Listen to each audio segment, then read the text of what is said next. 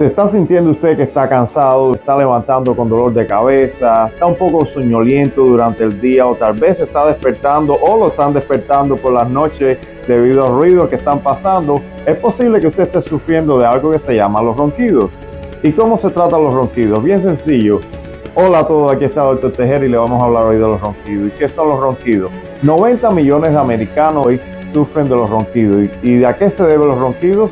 Tenemos un músculo debajo de la lengua que este músculo relajarse uno tiende a bajar la boca y la lengua se desliza hacia atrás.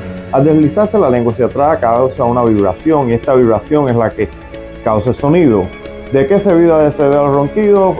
Puede ser debido al sobrepeso, puede ser a un problema nasal que tenga la persona, el septum que lo tenga un poco desviado, sufra de sinusitis, puede ser a la obesidad, muchos factores en general. Por suerte para usted o para su pareja o su familiar, tenemos una solución que es el Night Laser, es un tratamiento específico de la marca Fotona.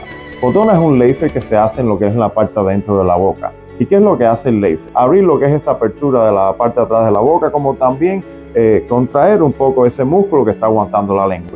Este es un tratamiento que no es invasivo, no es doloroso y se hacen en 45 minutos. El Night Laser es un tratamiento específico para aquellos pacientes que sufren de ronquido o sufren lo que es la apnea. Este tratamiento no te trata los síntomas, sino te trata la causa. ¿Y cuál es el impacto que tiene roncar en la salud?